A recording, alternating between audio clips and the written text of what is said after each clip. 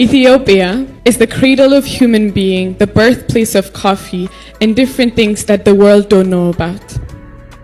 በዚች እየኖርንባት ባለው ዓለም ውስጥ ትልቁ በሚባለው መድረክ በሚሊዮኖች የሚቆጠር ህዝብ በሚከታተለው በህንድ ሀገር በተካሄደው የ72ኛ የዓለም የሴቶች የቁንጅና ውድድር ከዓለም ሁለተኛ ከአፍሪካ ደግሞ አንደኛ በመሆን የሀገሪቷን ስም በዓለም አደባባይ ከፍ ብላ ያስጠራቸው ሞዴል ሀሴት ደረጀ አሁንም መነጋገሪያነቷ ቀጥሏል። ዛሬ የተሰማው ዜና ደግሞ በርካቶችን ጉድ ያስባለና ያነጋገረ ሆኗል። ከአፍሪካ አንድ ነገር ሀሴትን በተመለከተ ለአወዳዳሪው አካል ከባድ ክስ ቀርቧል። ይህ ጉዳይ መነጋገሪያም ሆኗል።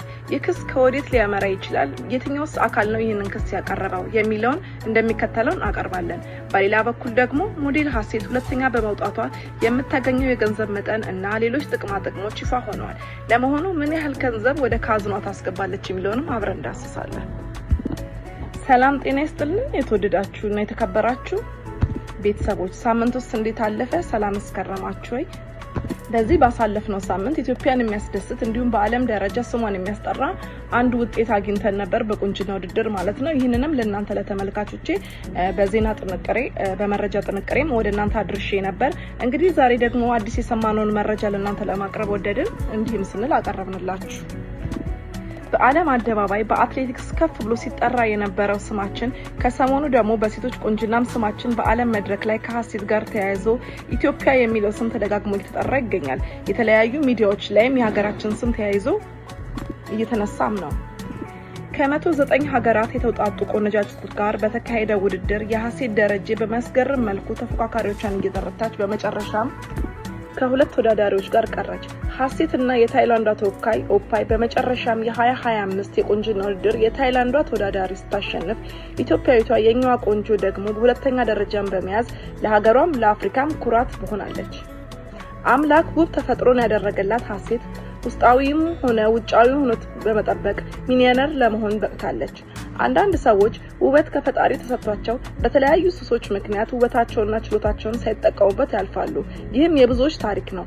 ታዲያ ይህ ዜና በማህበራዊ ሚዲያ በተሰራጨ በኋላ በርካቶች ስለ ጉዳዩ አስቀድመው መረጃ ስላልነበራቸው ብዙ ትኩረትም አልሰጡበትም ነበር። የሞዴል ሀሴት ኢትዮጵያን ወክሎ በዓለም አቀፍ ደረጃ በሴቶች ቁንጅና ውድድር በመሳተፏ ወይም ደግሞ ኢትዮጵያን በመወከሏ ብዙዎቻችን ዘንድ ይህ ኢንፎርሜሽን አልደረሰም ነበር። ነገር ግን አሁን ውጤቷን ተከትሎ ብዙዎቻችን ጆሮ ይህ ደረጃ ደርሷል።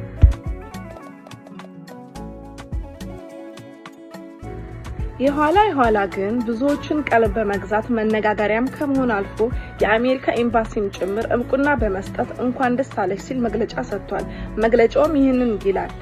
ሚስ ወርልድ ኢትዮጵያ ሀሴት ደረጀ ላስመዘገበችው አስደናቂ ውጤትና ከአፍሪካ አንደኛ ሆና በመገኘቷ እንኳን ደስ አለሽ ኢትዮጵያ በማለት ነበር መግለጫውን ያወጣው። ተወዳዳሪዎችም ማሸነፋቸውን ተከትሎ የሚያገኙት ሽልማትና ጥቅም ይፋ ሆኗል።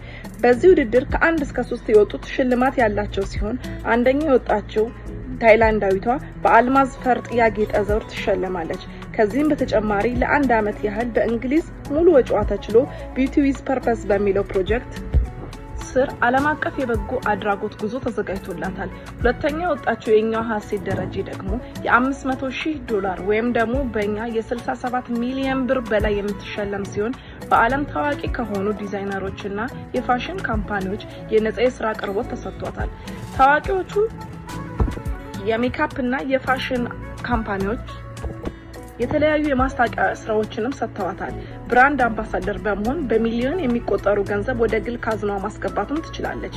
ከመኪና እስከ ቅንጦት ዕቃ መሸጫ መደብሮች ምርቶቻቸውን እንድታስተዋውቅላቸው ጥያቄ አቅርበውላታል።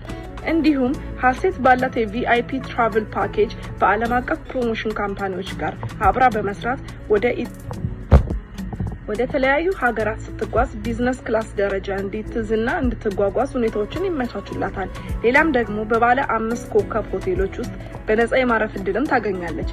ይህ እንግዲህ እንዳለ ሆኖ ወደ ቀረበባት ቅሬታና ክስ ዙሪያ ስንመለከት ከአፍሪካዊቷ ሀገር ናሚቢያ አንድ ቅሬታ ተሰምቷል። እናም ናሚቢያውያን ቅሬታቸውን ለአዘጋጆቹ አካላት ማለትም በህንድ ሀገር ለአዘጋጁት አካላት ቅሬታቸውን ማቅረባቸውን ተሰምቷል። ኢትዮጵያም ብዙም ትኩረት ባይሰጡትም በዓለም አቀፍ ደረጃ ከፍተኛ ትኩረት የሰጠው የሚገኘው ይህ ውድድር በቅርብ ተካሂዷል። ይህ ድል ለመጀመሪያ ጊዜ የተገኘ ቢሆንም በእኛ ዘንድ ግን ብዙም ዜናው አልተካረረም ነበር። ወደ ናሚቢያ ቅሬታ ስንመለስ ከአፍሪካ ሁለተኛ የወጣችው ናሚቢያዊ ተወዳዳሪ የሀገሯ መንግስት እሷ በማሸነፍ እንደነበረባትና ሀሴት የሷን ቦታ እንደያዘች በመግለጽ ሀሴት ማለትም የኛ ቆንጆ ከሷ ቁንጅና እንደማትበልጥ በመጥቀስ የቅሬታ ደብዳቤ አስገብተዋል። ይህም ተሰምቷል።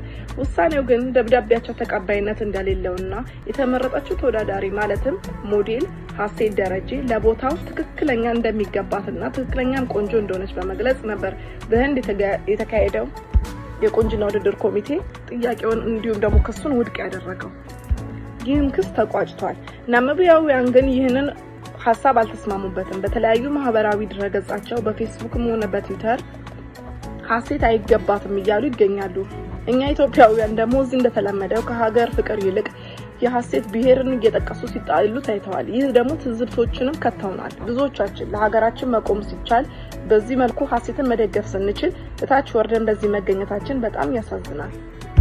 ነገር ግን ሞዴል ሀሴት ብሔሯን ሳይሆን ሀገሯን አስቀድማ እንዲሁም ደግሞ አህጉሯንም ማስከተላ በአለም ደረጃ ብቅ ያለች ውብ ወጣት ሴት ናት። እንዲሁም ዕውቀቷን ችሎታዋን በሚገባ በትክክለኛው መድረክ ላይ ያቀረበች እንዲሁም ውጤትም ሆነ እድል ለሷ የቀናቻት ወጣትም ናት። ለብዙዎች ሴቶች ቦታውንና ጊዜውን ላላገኙ ተስፋ በማድረግ ወይም ተስፋ በመቁረጥ ውስጥ ላሉ ሴቶችም ትልቅ ትምህርት የምትሆን ሴት ናት። ከዚህም ብዙ ትምህርት እንወስዳለን። እንግዲህ ይህ የሚመለከተው የኢትዮጵያ የባህልና ቱሪዝም ከዚህ በኋላ ለሚደረጉ የቁንጅና ውድድሮች ትልቅ ቦታ ይሰጣል የሚል ግምት አለን። ምክንያቱም ኢትዮጵያ በአለም መድረክ በዚህ ቦታ ደረጃ ካገኘች ከዚህ በኋላ የሚኖሩት ውድድሮች ብቁ ተሳታፊ እንደምንሆን ያሳያል። እንግዲህ ቤተሰቦቼ ዛሬ አጠናቀርኩላችሁ ዘገባ ይሄንን ይመስላል። እንግዲህ እናንተ የተሰማችሁን ሀሳብ አስተያየታችሁን በኮሜንት ሴክሽን ላይ ማስቀመጥ ትችላላችሁ። የዛሬን አበቃሁኝ። እንደተለመደው ላይክ፣ ኮሜንት፣ ሼር፣ ሰብስክራይብ በማድረግ ቤተሰብ ይሁኑ። ሰላም ዋሉ።